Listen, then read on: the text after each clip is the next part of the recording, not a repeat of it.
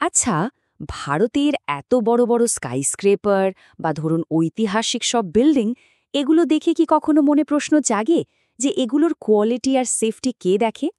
এই পুরো ব্যাপারটার পেছনে কিন্তু একটা বড় সংস্থা আছে, আর সেটা হলো কাউন্সিল অফ আর্কিটেকচার, মানে সিওএ। তো চলুন আজ আমরা এই সংস্থাটাকে একটু কাছ থেকে চিনে নিই, এর ভেতর বাহির সবটা জেনে নিই। তো এই আলোচনায় আমরা মোট 4টে জিনিস কভার করব। প্রথমে দেখব সিওএ আসলে কি, তারপর জানব এর মিশন আর মূল কাজগুলো কি কি, এরপর এর ক্ষমতা আর স্ট্রাকচারটা কেমন সেটাও বুঝব, আর সবশেষে এর গুরুত্বটা ঠিক কোথায় সেটাও আলোচনা করব। তাহলে আর দেরি কেন, চলুন একদম গোড়া থেকে শুরু করা যাক।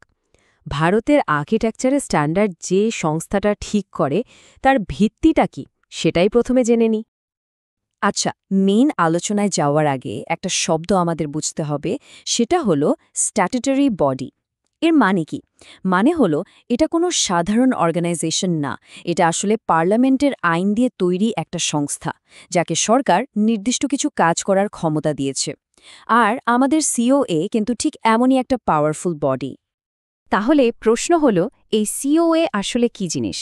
খুব সহজ করে বললে সিওএ হলো আর্কিটেকচারাল এডুকেশনের গেটকিপার আর এই প্রফেশনের রেগুলেটর, মানে দুটো কাজই করে। আর্কিটেক্টস অ্যাক্ট 1972 এর অধীনে এটা তৈরি হয়েছিল। এর মূল কাজই হলো এটা নিশ্চিত করা যে আর্কিটেকচার কলেজের ক্লাসরুম থেকে শুরু করে একদম কনস্ট্রাকশন সাইট পর্যন্ত সব জায়গায় যেন সেরা প্রফেশনাল স্ট্যান্ডার্ড বজায় থাকে।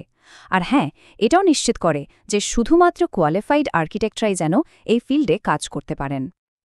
এখন যদি আমরা সরকারি পরিকাঠামোর কথা বলি, তাহলে সিওএ কিন্তু সরাসরি মিনিস্ট্রি অফ এডুকেশন বা এমওই এর আন্ডারে কাজ করে।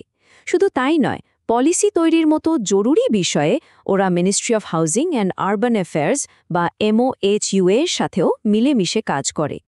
বেশ, সিওএ এর পরিচয় তো পাওয়া গেল, এবার চলুন একটু ভেতরের খবর নেওয়া যাক, মানে এর আসল লক্ষ্যটা কি, আর সেই লক্ষ্যে পৌঁছানোর জন্য এরা ঠিক কি কি করে।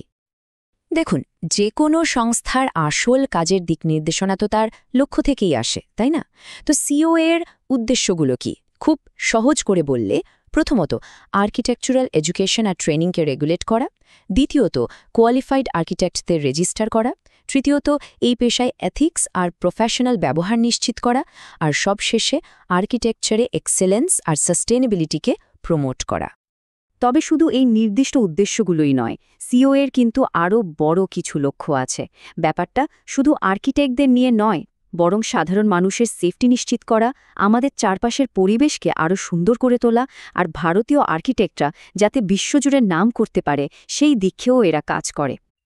আচ্ছা, এবার যে 6টা পয়েন্ট বলবো সেগুলো খুব মন দিয়ে শুনবেন, কারণ এগুলোই হলো সিওএ এর 6টা মূল কাজ, মানে একরকম এর জব ডেসক্রিপশন। 1. এডুকেশন রেগুলেট করা, 2. আর্কিটেক্টদের রেজিস্ট্রেশন করা, 3. প্রফেশনাল কন্ডাক্ট আর এথিক্স ঠিক করা, 4. বিভিন্ন কোয়ালিফিকেশনকে স্বীকৃতি দেওয়া, 5. সরকারকে অ্যাডভাইস দেয়া, আর 6. আর্কিটেকচার নিয়ে প্রমোশন আর অ্যাওয়ারনেস তৈরি করা। তো এত সব দায়িত্ব পালন করতে গেলে তো পাওয়ার বা ক্ষমতা দরকার, তাই না?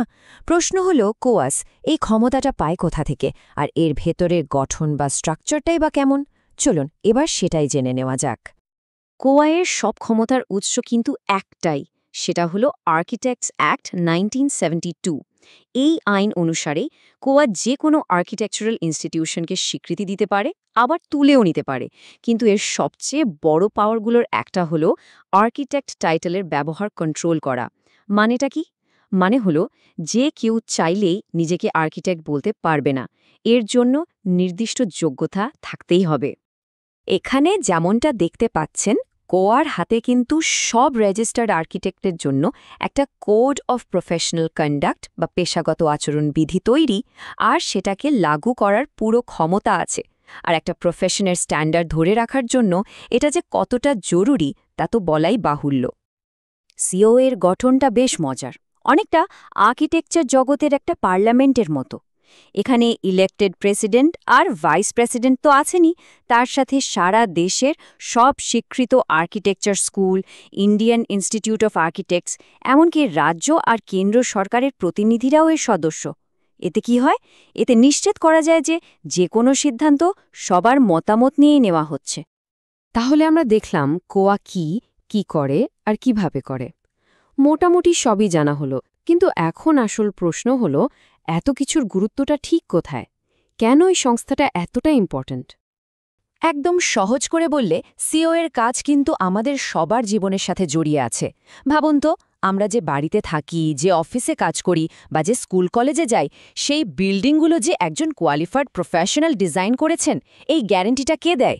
এই সিওএই দেয়। মানে এর কাজটা সরাসরি আমাদের সেফটি আর লাইফস্টাইলের কোয়ালিটির সাথে যুক্ত। চলুন, যাওয়ার আগে এই টেবিলটা থেকে এক নজরে সব কি ইনফরমেশনগুলো আর একবার দেখে নিই। পুরো নাম হলো কাউন্সিল অফ আর্কিটেকচার, তৈরি হয়েছে ১৯৭২-এ, আর এর মূল কাজ হল আর্কিটেকচারাল এডুকেশন আর প্রফেশনকে রেগুলেট করা। এই কোটেশনটা কিন্তু কোর্টের দুটো মূল দায়িত্বকে খুব সুন্দরভাবে এক কথায় বলে দিচ্ছে। একদিকে পাবলিক সেফটি রক্ষা করা, আর অন্যদিকে এই প্রফেশনের সততা বা ইন্টিগ্রিটি বজায় রাখা। আসলে এই দুটো জিনিস কিন্তু একে অপরের সাথে জুড়ে আছে। সব শেষে চলুন একটা বড় প্রশ্ন নিয়ে ভাবা যাক। আমাদের দেশ যেভাবে দ্রুত এগিয়ে চলেছে, তাতে কোয়া যে স্ট্যান্ডার্ডগুলো সেট করছে, সেগুলো আগামী দিনে আমাদের শহর আর আমাদের থাকার পরিবেশকে ঠিক কীভাবে গড়ে তুলবে? এটা কিন্তু শুধু আর্কিটেকচারের প্রশ্ন নয়, এটা আমাদের সবার ভবিষ্যতের প্রশ্ন।